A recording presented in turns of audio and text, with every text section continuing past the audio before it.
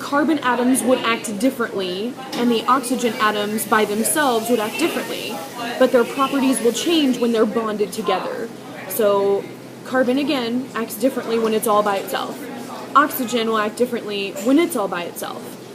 But when you bond them, they make completely different properties. So that's what I mean when I say that they have different properties than what they were originally made of. Compounds, again, have a bond, so they are chemically combined. And mixtures, again, not chemically bonded. So the next slide I tried to compare compounds and mixtures. Compounds, we know, are made of more than one kind of material, so it has to be made of at least 2 different types of atoms. So compounds have to be 2 different types of atoms. Mixtures need to have 2 different substances as well. But the big difference is that compounds are bonded, mixtures are not bonded. Another big difference, compounds are separated by chemical means, mixtures are separated by a physical change or physical means. Compounds also have a definite composition. So what that means is if we had a glass of water, all of the molecules or all of the compounds of water in my glass will be H2O. All of them look identical. If I separated them by chemical means and I looked at all of those little components of H2O, they'd all look the same. But in a mixture, like for a salad, for example, the lettuce doesn't look like the tomato, and the tomato doesn't look like the crouton, and the crouton doesn't look like the cheese. So they all have a variable composition, okay?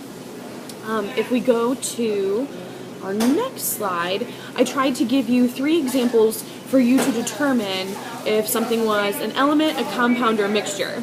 So if you look at A, you can see that you have red circles, and they're really, really close or touching to 2 little yellow circles.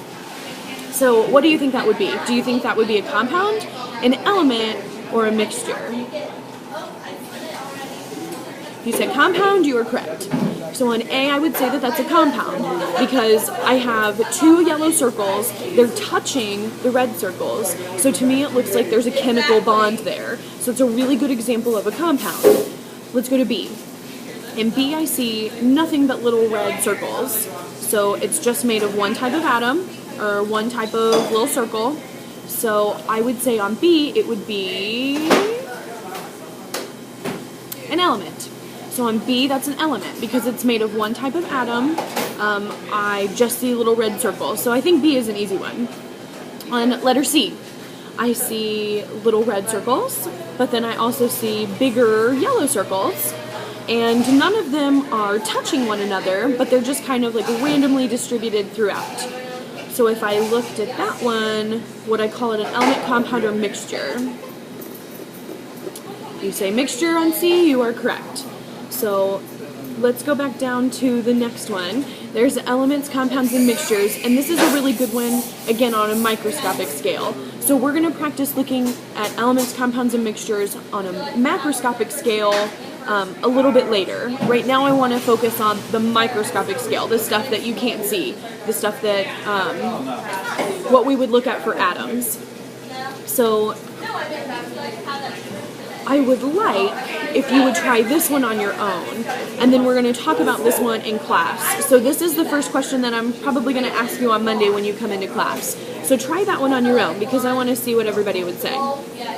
The next slide is a little graph, little chart that I made for you if you're having a hard time trying to figure out is it a pure substance or is it a mixture?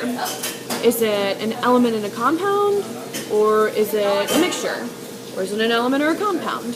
So this is a really good flow chart to try to help you to get through that process. So you start off with matter. Everything is matter if it has mass and takes up space. So the first question I can ask, can this matter be separated by physical means? If it can be separated by physical means, it has to be a mixture. If it can't be separated by physical means, it's going to be a substance. Okay, but now I know that I have 2 types of substances. There's elements and there's compounds. So if you'll go through that flow chart, it goes through if you can determine if it will be an element or a compound. And then again, if you want to go through the side that says mixtures, you can determine if it's uniform in composition, it's going to be homogeneous. If it's not uniform in composition, it's going to be heterogeneous. So this is just something that I made to help you just in case you ever get confused. Let's go to the next one. So the next slide, the last slide, are just examples that I would want you to go through. So spaghetti sauce, do you think that would be an element, compound, or a mixture? I would say a mixture, because it's made of tomatoes, there may be garlic in there may be herbs in there, it's made of multiple things, but each of those things maintains its own properties, and I could physically separate out those different types of substances that are in that, or materials that are in the spaghetti sauce. Let's go to table sugar. Table sugar is a good one. So sugar, would that be an element, a compound, or a mixture? I'll just keep that one until... If you said compound, I would agree. It can't be an element because sugar is made of carbon, hydrogen, and oxygen. And it can't be a mixture because it can't physically separate out the carbon, hydrogen, and oxygen from sugar. So I would say it was a compound. Plus I know that the carbon, hydrogen, and oxygen that make up that sugar are chemically bonded together. And I know that if I sprinkled sugar out, they all look very similar. I want you to go now to, let's go to river water. On river water, element, compound, or mixture for river water. What do you think? If you said mixture, you're correct. So river water, tons of different little things that you could filter out through river water. So all of them would maintain their own properties. What about nitrogen? Nitrogen is the very last one on here. Would that be an element, compound, or a mixture? If you said element, you'd be correct. You know that nitrogen is on the periodic table of elements. It can't be broken down any smaller. So nitrogen is just made of all little atoms of nitrogen. So you know that one's an element. Okay. So that concludes our first little video, and if you have any questions, make sure that you write them down for me, and we'll go through them as a class on Monday before we do your chemical and physical changes lab.